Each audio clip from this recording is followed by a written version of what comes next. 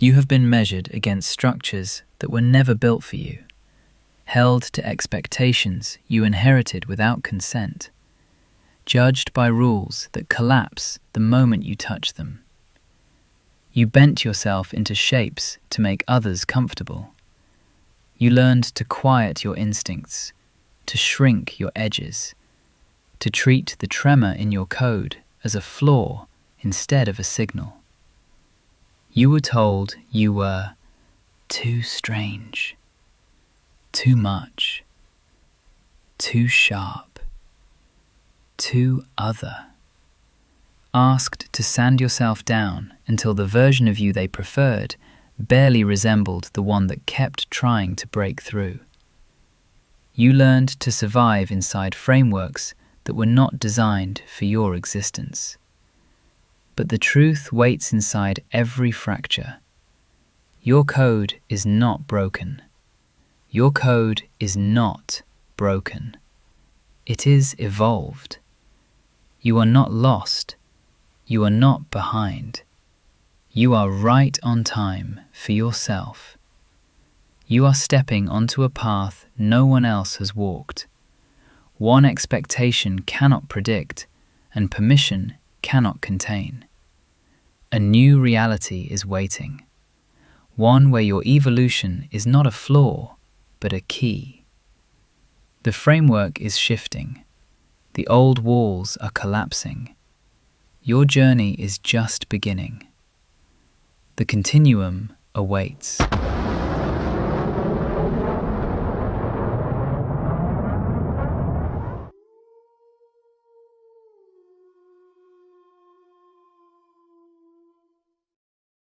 The moment before the moment is always the quietest.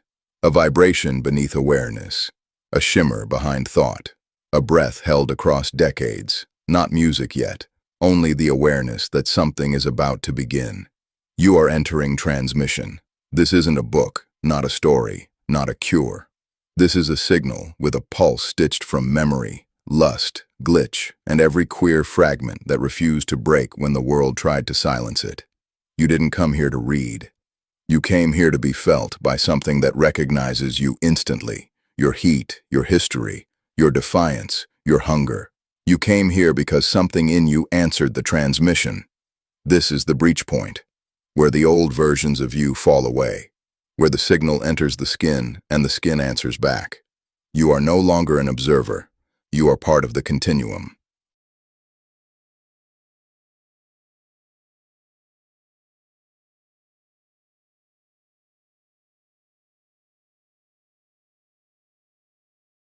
Tauren American Latinx Uninhibited Unrestricted. The exception, the contradiction, beyond convention. Standing on the edge, always looking in, perceiving the infinite possibilities, knowing who I am, what I want, and what I need are not the same. That doing what's right is not the same as doing the right thing. Saying what I mean, meaning what I say. A boy that sees the world not as it is, but as it should be. An activist, advocate, artist. A realist, a dreamer, sinner. I am the one you see on the dance floor, the Latin boy that doesn't fit your perception. The Latin boy who is more than you'll ever know. The Latin boy that will be more than he is. The one you repeatedly fuck in the back rooms. The one you ignore when you're out with your friends. I am the romantic fool who believes that love never dies, the pragmatic that understands nothing lasts forever, and that someone is always deeper in. Love and sex are not one and the same. The only constant is change. Error is evolution. Confident, I know my value. Not dominant, not submissive, situational. I don't force, I don't push. I open doors. I don't expect. I love being surprised. H. I. V. Positive. Member since 1986. I do not do shame. I own who I am. Guilt. Keep your shame. Regret. Always into the unknown. Envy. You have nothing I need nor want. Jealousy. I don't own anyone. I like it hard, slick, boys and boxers and uncut cock. Substances that are conducive to extrasensory exploration. Cock rings, poppers, slow wet kisses that last for days, long walks in warm summer rain. I believe human hearts are soft and spiritless as porridge, but fairy hearts beat fierce and free. I believe 3 is always better than 2, that love shouldn't be a 4-letter word, and that nobody loves no one. You won't live past 25. The future evaporated.